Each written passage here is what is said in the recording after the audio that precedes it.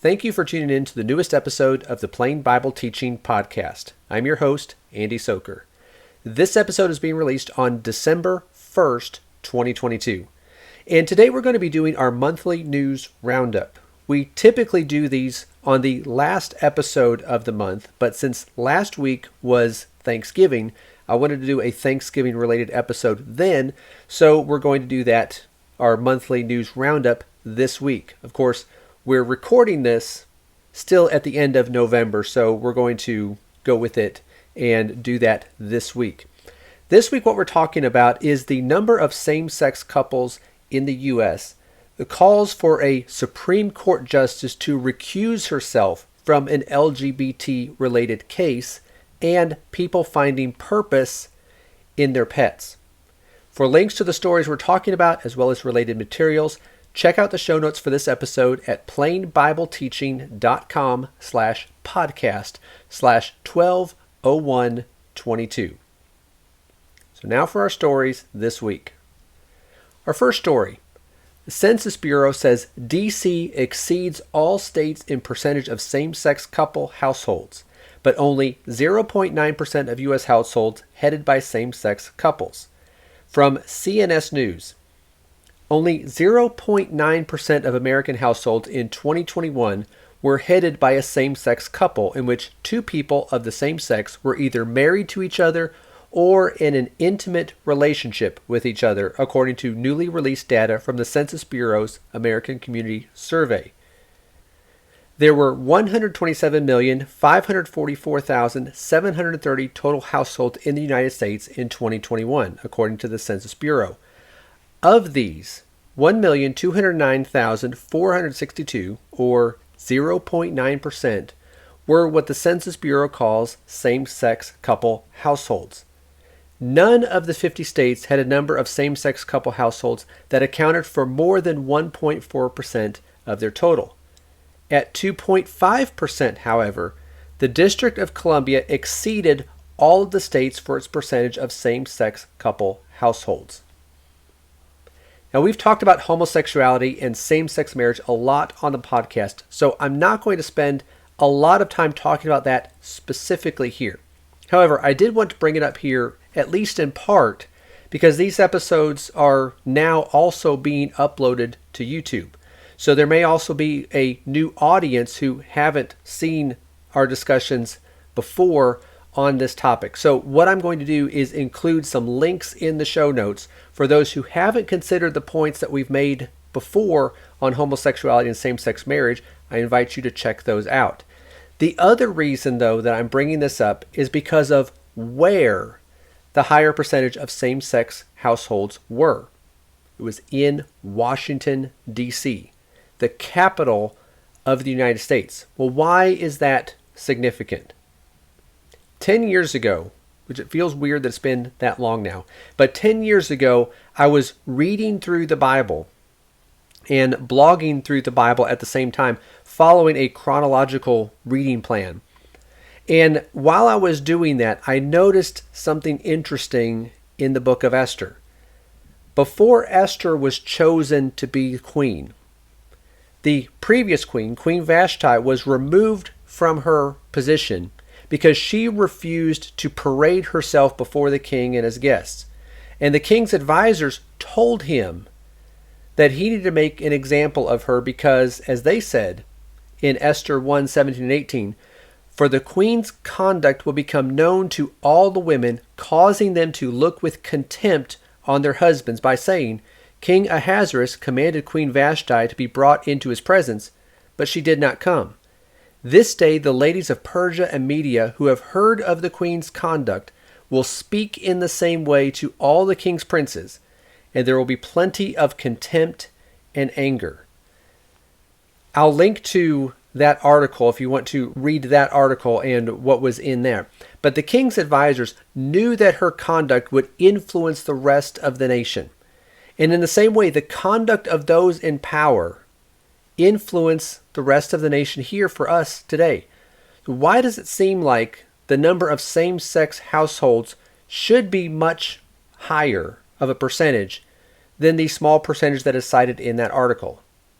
was because that number is made to appear that much higher because of who is practicing it and where they are located, what position they are in. This is a reminder for us not to be influenced by those who are in authority when their influence is leading us away from God and His Word. The world is very susceptible to this, but as Christians, we need to guard against it. The second story. Supreme Court Justice Amy Coney Barrett hit with calls to recuse herself from LGBT case over Christian faith. From FaithWire, Supreme Court Justice Amy Coney Barrett, a devout Catholic, is facing calls to recuse herself from an upcoming case on free speech and LGBT issue. Former members of the small Christian group Barrett is reportedly affiliated with, People of Praise, are demanding the justice step back from 303 Creative LLC versus Ellenis, a case centering on graphic designer Lori Smith, who wants to expand her business to include wedding websites, but, because of her faith, opposes same-sex weddings and wants to create a space on her own site explaining her opposition to same-sex marriage. The High Court justices will determine whether the Colorado Anti-Discrimination Act, which blocks businesses open to the public from discriminating in any number of ways, including potential customer sexual orientation, violates the free speech clause of the First Amendment of the U.S. Constitution. Further on in that article, it says former members of the People of Praise group spoke recently with The Guardian, telling the outlet Barrett cannot be an objective party in this case and needs to remove herself from the deliberations. So here you have certain individuals who are calling for a Supreme Court justice to recuse herself from hearing this case because, as they allege, she cannot be an objective party. Well, why would they say that? It's because of her religious views. As the article went on to explain, this is the same sort of charge that was made during her confirmation hearings, that her religious views made her unqualified to pass judgment on cases before the court. However, keep in mind what the purpose is of the Supreme Court. The justices are not deciding what is moral. They are ruling on whether or not something is constitutional. The U.S. Constitution, no matter how much we might hold it in high esteem, is not inspired. It is not from God, like the Bible is. There may be things that are sinful, but are protected under the Constitution, and actually there's quite a lot of things that are like that.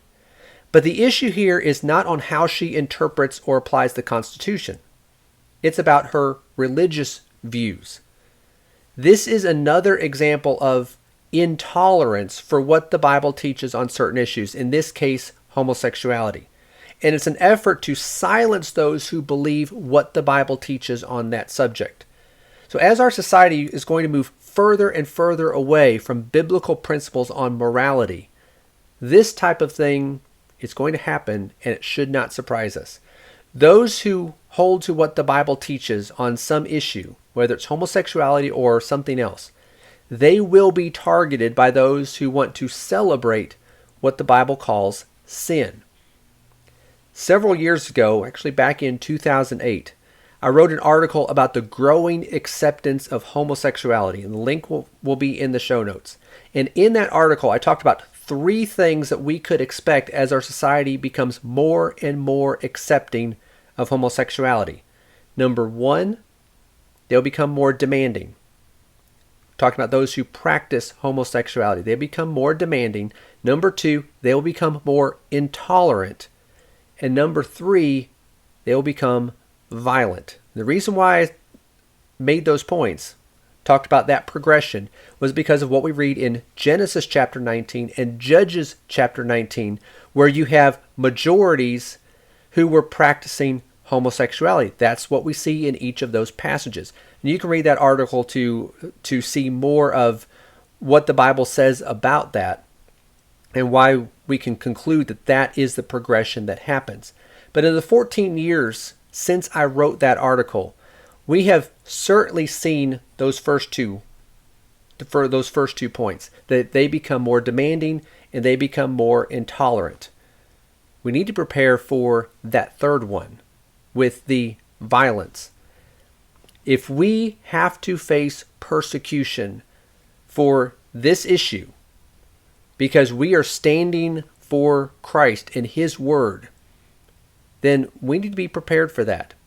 As Peter said, let us not be ashamed, but instead glorify God in this name in 1 Peter 4 and verse 16. If that's where this is ultimately headed, which if you have someone trying to silence a Supreme Court justice because of her views on this topic, her religious views on this issue, we could very well be headed to that for all of us if we want to stand for the truth. That's something we need to be aware of and preparing for. The third story I want us to talk about here today. Nearly 4 in 5 people agree the world would be a better place if we saw it through our pets' eyes. From study finds, after talking about how pets help their owners meet people and be more sociable, which is probably all well and good, the article says this: 77% say their pet has never judged them regardless of what their pet has seen them do. Moreover, 80% say their pet not being judgmental has encouraged them to be less judgmental of others. Black respondents were among the most likely to agree with that statement at 90%, with white respondents not far behind at 87%. Perhaps then it makes sense that 80% of people believe their four-legged companion has made them a better person. Researchers also split respondents up by sexuality, revealing that LGBTQ respondents were the most likely to agree at 90%. Specifically, respondents believe their pet has helped them become more social, 66%, more active, 59%, more open, 58%. When asked to give specific examples of how their pet has made them a better person, one respondent says, "Sometimes I feel like not getting up anymore, but having to take care of these animals has helped me continue to get up and keep moving." Did you catch that last part? At the end of talking about how their pet helps them to be less judgmental and all these other things, this article highlighted one respondent to the survey who said that he or she, whoever it is, sometimes doesn't feel like getting up anymore, but their pet motivates them to carry on with life. Now, let me be clear that if someone is dealing with depression and doesn't know how they're going to carry on in life, then I'm glad that there's something, anything that motivates them to not give up on life. My concern, though, is with those people who aren't struggling with depression or suicidal thoughts or anything like that, but are perfectly content with their pet being the most significant thing in their life. There are two problems with this. Number one has to do with our relationships with other people. Those who have been made in the image of God, as the Bible talks about. They should take precedence over any animal. And two, God has given us a purpose. Not to take care of a pet. Nothing wrong with having a pet, but that's not the purpose that God has given us. The purpose that He's given us is to fear Him and keep His commandments, as Ecclesiastes 12 and verse 13 says.